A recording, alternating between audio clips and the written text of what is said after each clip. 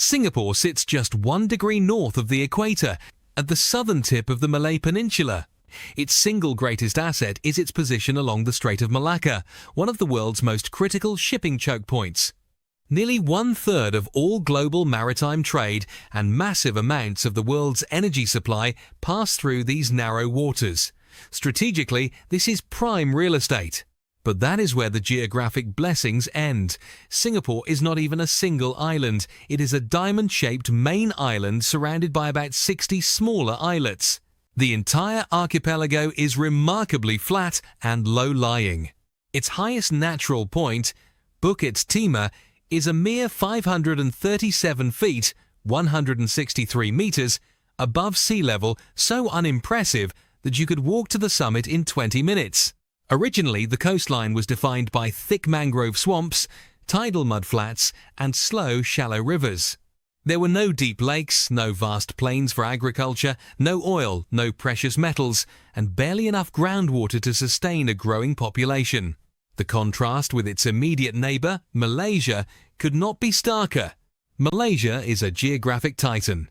Rugged mountains, vast rainforests, rich deposits of tin, oil, and natural gas, and fertile river valleys for palm oil and rubber plantations. Singapore, sitting at the bottom of this resource-rich peninsula, was essentially handed the geographic scraps, a muggy, mosquito-infested swamp entirely dependent on Malaysia, even for drinking water. The bizarre birth of a nation. For centuries, Singapore was a forgotten backwater. Known as Temasek, it was a minor outpost for maritime empires, home mostly to sea nomads. In the 14th century, a prince renamed it Singapura, Lion City, but the kingdom was soon sacked. For hundreds of years, it remained a sleepy pirate haven. Everything changed in 1819, when Sir Stamford Raffles of the British East India Company recognized its strategic value. He signed a treaty with the local sultan, claimed the island for Britain, and declared it a free port. Almost overnight, merchants flooded in, and Singapore became a bustling colonial hub. Chinese labourers, Indian merchants, and Malay settlers poured in, creating a dense, vibrant melting pot. But this golden age was built on fragile foundations. During World War II, the supposedly impregnable British fortress fell to the Japanese in just 3 days. The brutal occupation that followed shattered the myth of British invincibility. After the war, anti-colonial fervour swept the region, and under the leadership of the brilliant and pragmatic Lee Kuan Yew, Singapore pushed for self-rule. However, Lee was terrified by the geographic reality: no space, no resources, no food, no water. He believed an independent Singapore could not survive alone. So, in 1763, Singapore merged with Malaya, Sabah and Sarawak to form the Federation of Malaysia. On paper, it was a perfect marriage. Malaysia had land and resources. Singapore had the port and the economic engine. In reality, it was a disaster. Cultural and political tensions exploded into bloody race riots. The Malaysian leadership, fearing Singapore's wealth and its Chinese majority, decided on a drastic solution.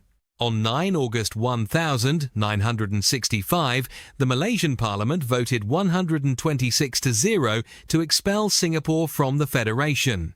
Singapore became the only country in modern history to gain independence completely against its own will. Lee Kuan Yew broke down in tears on television, believing he had just been handed a geographic death sentence. The authoritarian engine of growth. Abandoned by its neighbour, surrounded by suspicious powers, with no military, no hinterland, and not even enough water to drink, Singapore had to fight for survival. The government, under Lee Kuan Yew and the People's Action Party, implemented a system of absolute, unwavering control. While officially a republic, political scientists widely classify it as a de facto one-party state, essentially a highly efficient dictatorship. The government tightly controls the press, public speech, and civil liberties. But this authoritarian reality had a massive side effect: unparalleled economic efficiency. Without partisan infighting or shifting policies, Singapore's leadership could draft ambitious 5 zero-year master plans and execute them flawlessly. They transformed the swampy island into a global financial hub and a high-tech manufacturing titan, generating immense wealth from nothing, buying land, dumping it into the sea. With that massive pile of cash, Singapore finally addressed its biggest geographic flaw, its microscopic area. Since they could not conquer land through war, they simply bought it. For decades, Singapore has operated as the world's largest importer of sand, purchasing millions of tons from less wealthy neighbours like Cambodia, Vietnam, Indonesia, and even Malaysia. They load this sand onto barges, sail it down the Strait of Malacca, and literally dump it into the ocean to manufacture brand new real estate.